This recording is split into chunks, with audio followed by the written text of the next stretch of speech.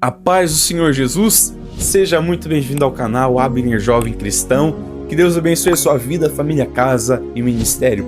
Seja muito bem-vindo a mais um vídeo para abençoar a sua vida, amém? Hoje quero estar lendo uma passagem que se encontra no livro de 1 Reis, capítulo de número 17, versículos de número 8 e 9, que assim vão dizendo: Então veio a ele a palavra do Senhor, dizendo: Levanta-te e vai a Sarepta, que é de Sidom, e habita ali.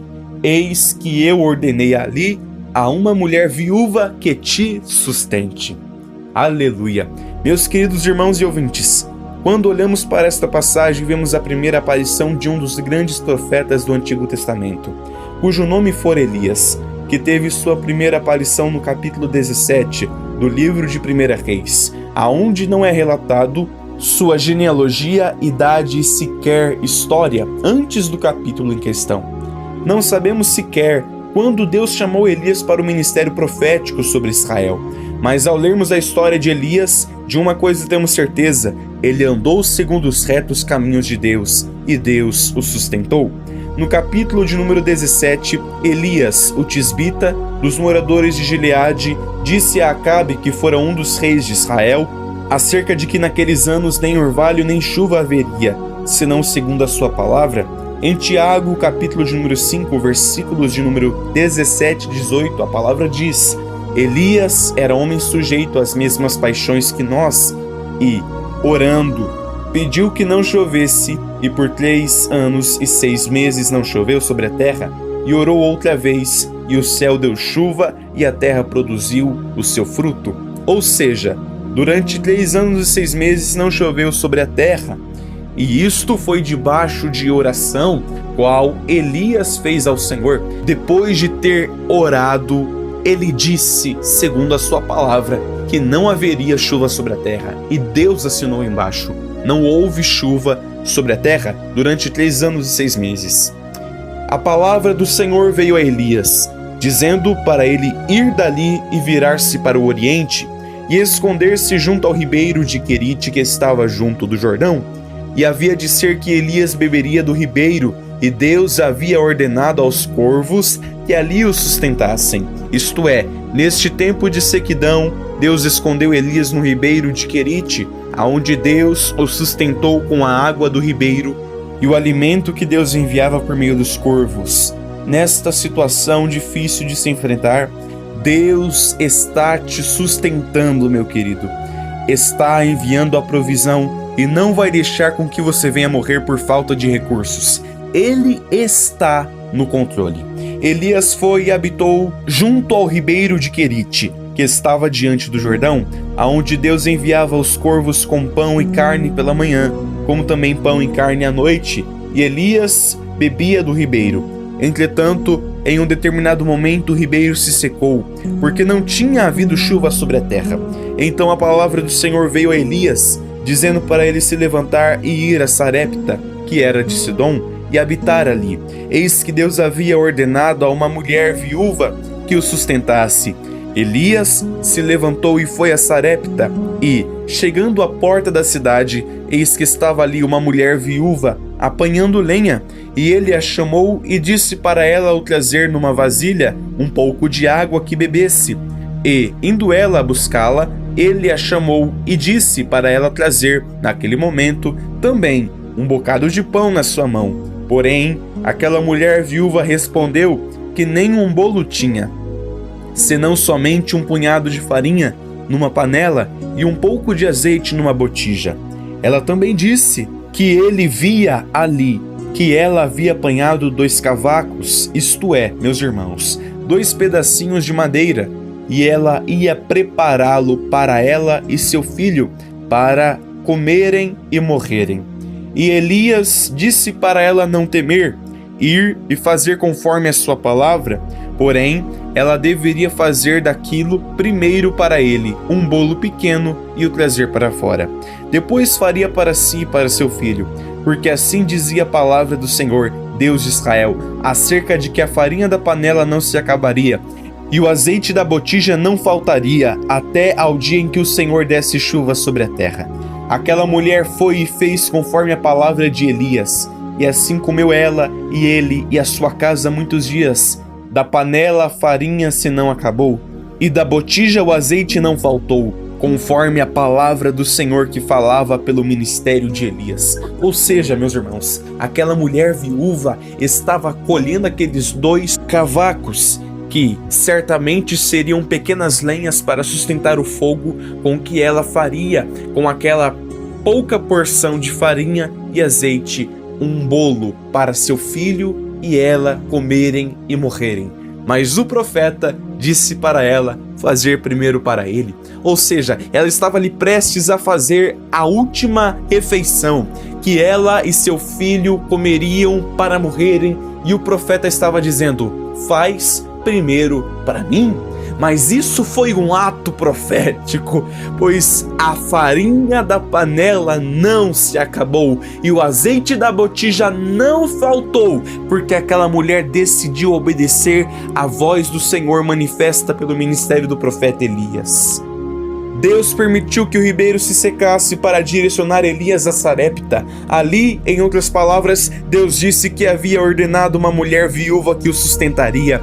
Às vezes, Deus permite a sequidão adentrar determinadas áreas de nossas vidas, para nos movimentar de um jeito diferenciado. Por isso, não reclame pela sequidão ou escassez que adentrou determinadas áreas da sua vida.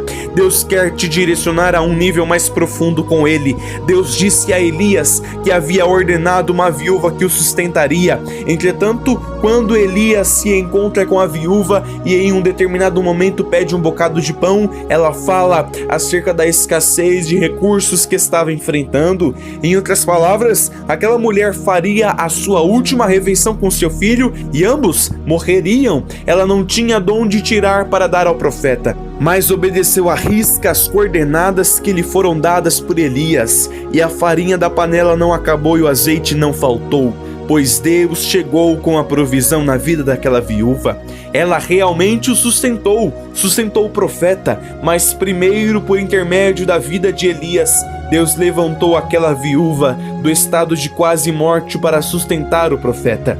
Às vezes, Deus permite o ribeiro de Querite se secar nas nossas vidas, pois existe uma viúva em Sarepta que precisa de uma direção de Deus. Ela está tão desacreditada que cogita, que pensa que está à beira da morte. Mas Deus te levantou, Elias, para levar a multiplicação para a vida daqueles que vivem em uma tremenda escassez e só lhes restam poucos recursos. Deus te levantou, Elias, para impedir com que a morte consuma a vida de pessoas fragilizadas pelo tempo e pelos acontecidos. O tempo neste ribeiro foi necessário e muito útil, mas agora Deus quer te levar a um nível mais profundo de dependência. Ele te conduzirá a um lugar com um ar de morte para usar você para ressuscitar a vida neste lugar.